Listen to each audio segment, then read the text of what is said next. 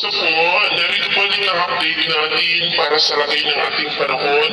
ngayong hapon pa ng September 11, 2024 na kung saan sa ngayon kaya mo ninyo napapansin ay mas lumakas pa ang bagyo na nasa labas ng ating area of responsibility na mayroon pong international name na Bebingka at tumakas na rin ang paghatak nito ng habagat na nakakapekto na po sa malaking bahagi ng ating bansa. Di pa rin inalis ang posibilidad na mas lalakas pa yan bilang typhoon category at papasok sa ating area of responsibility sa darating na Biyernes,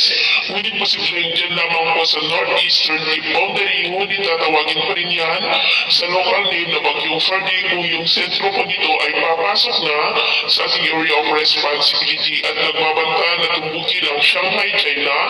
na posibleng lalakas pa yan bilang super typhoon at maglandfall sa darating po na linggo. At ito nga pinapakita ng forecast model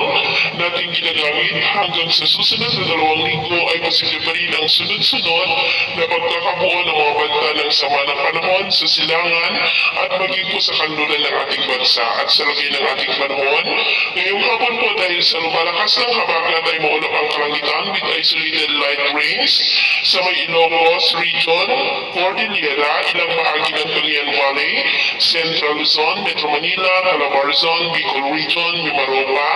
Western Visayas, Central Visayas, ilang bahagi ng Eastern Visayas, Zamboanga Peninsula, Northern Mindanao, Caraga, Davao Region at Sorsogon na posibleng magtuloy-tuloy ang mga isolated light and heavy rains sa ilang bahagi po ng ating bansa hanggang mamayang gabi at posibleng malalakas na ulan sa ilang bahagi. Kaya mag-ingat po tayo sa posibleng banta pa rin po ng mga pagbaha at pagguho ng lupa. At sa atin naman pong mga baybayin, wala naman po tayong nakataas na namang gale warning signals, pero may pag-ingat lamang po kung papalaot tayo para mas makaiwas sa mga sakunang